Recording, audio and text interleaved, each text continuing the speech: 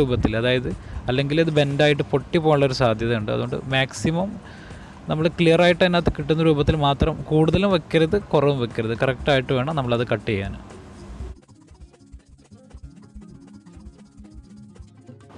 Cut ചെയ്യുമ്പോൾ ശ്രദ്ധിക്കേണ്ട ഒരു കാര്യം, എല്ലാം ഒരേ ഷേപ്പിൽ ഒരേ സെയിം ലെവലിലായിരിക്കണം. അല്ലെങ്കിൽ ഒരെണ്ണം കയറി ഇറങ്ങി നിൽക്കുമ്പോൾ നമുക്ക് കറക്റ്റ് കണ്ടിന്യൂറ്റി കിട്ടാൻ ബുദ്ധിമുട്ടായിരിക്കും. ഇനി നമ്മൾ ഈ കണക്ടർ എടുക്കുക. കണക്ടറിൽ 8 സ്ലോട്ടുകളാണുള്ളത്, നമുക്ക് 8 വയറുകളാണുള്ളത്. എന്നിട്ട് പതിയെ നമ്മൾ ഈ വയറുകളെല്ലാം ഓരോ സ്ലോട്ടിലോട്ടും ശ്രദ്ധിച്ച് അതിനകത്ത് എൻ്റർ ചെയ്യിപ്പിക്കണം. സ്ലോട്ട് മാറിക്കഴിഞ്ഞാൽ നമുക്ക് ഇതിൻ്റെ കറക്റ്റ് ഇതിനകത്തുള്ള ഒരു ഫലം കിട്ടത്തില്ല. അപ്പോൾ കറക്റ്റായിരിക്കണം നമ്മൾ ചെയ്യേണ്ടത്. കറക്റ്റ് 8 സ്ലോട്ടിലോട്ട് നമ്മൾ അറേഞ്ച് ചെയ്തിട്ടുള്ള ആ കളർ കോഡ് പ്രകാരം 8 സ്ലോട്ടിലോട്ടും ഓരോ വയറിനെയും പതിയെ പ്രസ് ചെയ്തിട്ട് കറക്റ്റ് കയറ്റി വെച്ചിട്ട് നന്നായി ബാക്ക് സൈഡിൽ ഇൻസുലേഷൻ വെച്ചിട്ട് നന്നായിട്ട്